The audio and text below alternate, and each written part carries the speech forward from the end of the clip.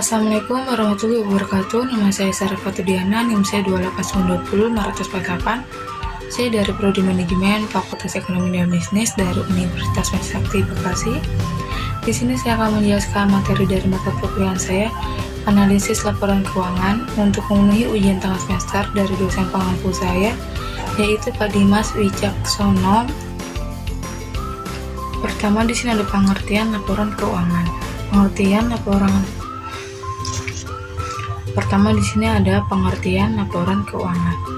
Pengertian laporan keuangan menurut PSAK nomor 1 yang telah direvisi dan disahkan tanggal 26 Juni 2019 serta berlaku efektif 1 Januari 2021 adalah suatu penyajian struktur dari posisi keuangan dan kinerja keuangan suatu entitas.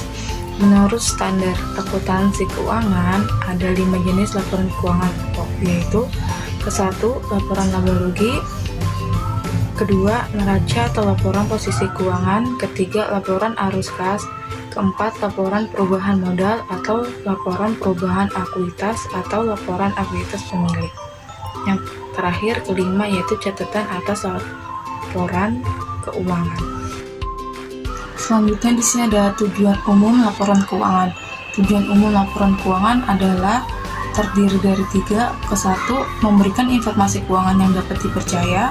Kedua, memberikan informasi keuangan untuk membantu para pemakai laporan keuangan dalam mengestimasikan potensi perusahaan dalam menghasilkan keuntungan.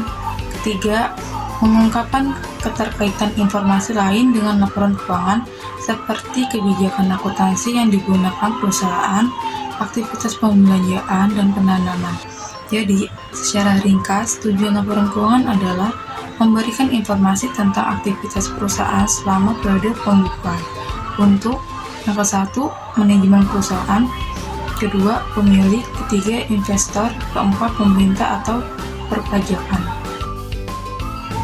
Selanjutnya di sini ada tujuan kualitatif laporan keuangan. Tujuan kualitatif laporan keuangan adalah dihasilkannya suatu laporan yang berkualitas dengan memenuhi standar kualitas berikut ini.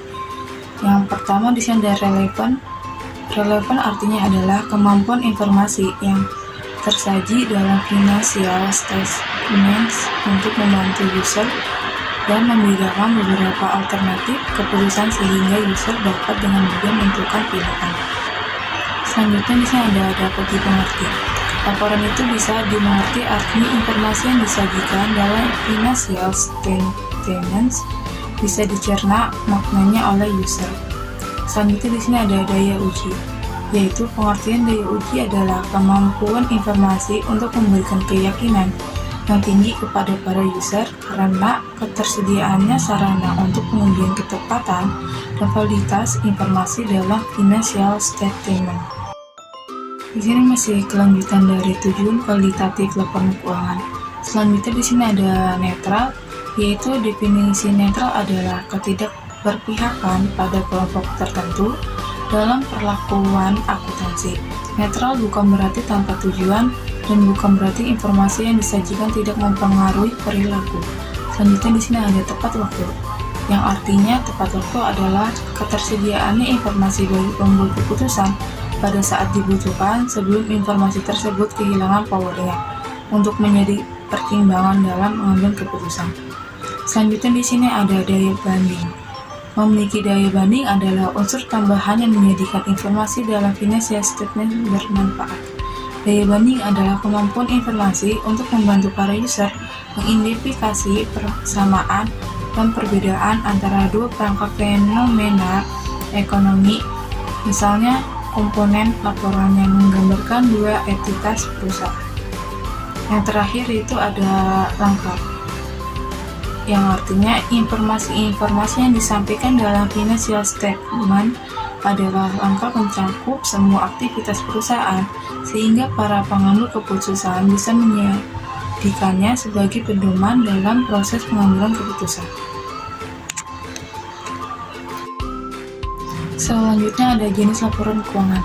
Di awal artikel secara singkat sudah disebutkan jenis laporan keuangan menurut PSAK terdiri dari neraca atau laporan posisi keuangan pada akhir periode. Selanjutnya income statement atau laporan laba rugi kumulatif selama periode. Selanjutnya laporan perubahan ekuitas selama periode. Selanjutnya ada cash flow statement atau laporan arus kas selama periode. Yang terakhir yaitu catatan atas laporan keuangan. Laporan posisi keuangan pada awal periode kumulatif yang disajikan saat perusahaan menerapkan suatu kebijakan akuntansi secara retrospektif atau membuat penyajian kembali pos-pos laporan keuangan, atau ketika perusahaan mengklasifikasi pos-pos dalam laporan keuangannya. Selanjutnya di sini ada fungsi laporan keuangan. Laporan keuangan bagi usaha mempunyai fungsi antara lain ke-1, mengetahui keadaan jalannya usaha. Dari laporan keuangan kita bisa mengetahui keadaan jalannya usaha, apakah berjalan sesuai dengan baik atau berjalan menyimpang. Bila usaha sudah berjalan di track yang benar, maka yang perlu dipikirkan selanjutnya adalah tentang bagaimana agar berjalan di perjalanan itu cepat dan aman. Namun, jika jalannya perusahaan melenceng atau bahkan menyimpang, maka pengolahan atau manajemen perusahaan harus segera mengembalikannya ke jalan yang benar. Kedua, ada melakukan evaluasi keadaan usaha. Dengan membaca dan menganalisis laporan keuangan, kita akan mengetahui keadaan usaha serta melakukan evaluasi apa yang menyebabkan terjadinya kondisi tersebut. Yang ketiga, ada bentuk laporan pertanggungjawaban pengelolaan usaha, yaitu laporan keuangan adalah bentuk pertanggungjawaban pengelolaan usaha atau manajemen perusahaan kepada pemilik saham, kreditur, investor, dan calon investor. Dari laporan keuangan yang disampaikan kepada mereka akan menjadi acuan dalam proses pengambilan keputusan penting menyangkut perusahaan. Selanjutnya di sini ada data-data untuk membuat laporan keuangan. Beberapa data yang perlu disiapkan untuk membuat laporan keuangan sederhana maupun kompleks antara lain: ke-1, menyusun pencatatan data pengeluaran perusahaan. Semua data transaksi menyangkut pengeluaran perusahaan harus dicatat, baik yang nilainya kecil maupun besar, misalnya pembelian mesin produksi dan pembelian satu biji spidol untuk keperluan meeting. Kedua, menyusun pencatatan data penerimaan perusahaan. Ini adalah kebalikan dari poin ke-1, yaitu penerimaan yang diperoleh perusahaan dalam periode akuntansi, misalnya penerima dari penjualan produk senilai 1 miliar ataupun penerimaan bunga rekening bank perusahaan. Yang ketiga, mempersiapkan data persediaan.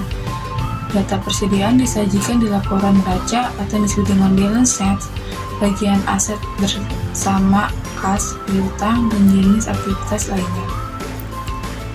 Oleh karena itu, pengelola persediaan harus dilakukan dengan baik, antara lain memilih metode yang tepat untuk menghitung dan mencatat persediaan. Di sini masih tentang data-data untuk membuat laporan keuangan. Yang keempat, menyusun data aset perusahaan. Perusahaan memiliki kekayaan berupa aset lancar dan aset tetap yang harus disajikan dalam laporan posisi keuangan pada aktiva. Data apa saja yang perlu dipersiapkan untuk membuat balance sheet atau statement of financial position? Ke-1, nilai aset. Kedua, nilai penyusutan atau depreciation aset. Dan yang ketiga, akumulasi penyusutan aset. Selanjutnya, nomor 5, yaitu mempersiapkan data utang perusahaan. Utang adalah kewajiban perusahaan yang harus diselesaikan ketika jatuh tempo. Ada 2 jenis utang, yaitu 1, utang lancar, dan 2, utang jangka panjang. Jadi data utang perusahaan disampaikan pada balance sheet sisi liabilitas. Yang ke-6, mempersiapkan data piutang perusahaan. Selain data utang, data piutang perusahaan juga harus dikelola dengan baik agar tidak mengganggu operasi perusahaan. Nilai piutang yang besar akan mengganggu aktivitas perusahaan karena kas menurun sehingga kesulitan membayar biaya dan sebab piutang usaha akan disajikan dalam neraca sisi aktiva. Selanjutnya di sini ada laporan laba rugi. Income statement atau laporan laba rugi adalah jenis laporan keuangan yang menyajikan pendapatan dan kos atau biaya.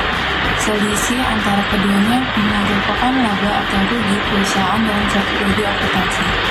Perusahaan mendapatkan laba jika nilai selisih antara pendapatan dan kos adalah positif atau yang disebut dengan plus. Sebaliknya, jika nilai selisih tersebut negatif, berarti perusahaan mengalami kerugian. Selanjutnya di sini ada neraca atau laporan posisi keuangan. Balance sheet atau neraca atau laporan posisi keuangan adalah jenis laporan keuangan yang menyajikan nilai aset, liabilitas, dan ekuitas perusahaan. Dalam menyajikan laporan ini, jumlah aset harus sama dengan jumlah liabilitas ditambah ekuitas. Di sini selanjutnya ada laporan cash flow. Statement of cash flow adalah jenis laporan keuangan perusahaan yang menyajikan aliran kas perusahaan dari ke satu aktivitas operasi, seperti penerimaan kas dari penjual dan pengeluaran kas untuk membayar biaya dan beban. Kedua, cash flow dari aktivitas investasi, seperti investasi perusahaan dalam obligasi dan surat berharga lainnya. Ketiga, aliran kas dari aktivitas pendanaan, seperti kas dari utang bank. Selanjutnya di sini ada laporan perubahan ekuitas. Pengertian laporan perubahan modal statement of change in equity adalah jenis laporan keuangan yang menunjukkan perubahan ekuitas dari awal periode hingga akhir periode akuntansi. Selanjutnya di sini ada catatan atas laporan keuangan. Definisi catatan atau laporan keuangan adalah jenis laporan yang menyajikan informasi dasar tentang penyusunan statement of financial dan kebijakan akuntansi yang digunakan, seperti pengukuran dan asumsi. Selain itu, laporan ini juga menyajikan informasi yang tidak disajikan di bagian lain dalam laporan keuangan, tetapi informasi tersebut relevan untuk memahami laporan keuangan. Mungkin cukup sekian dari saya, kurang lebihnya mohon maaf bila ada kesalahan kata. Wabillahi taufiq wal hidayah. Wassalamualaikum warahmatullahi wabarakatuh.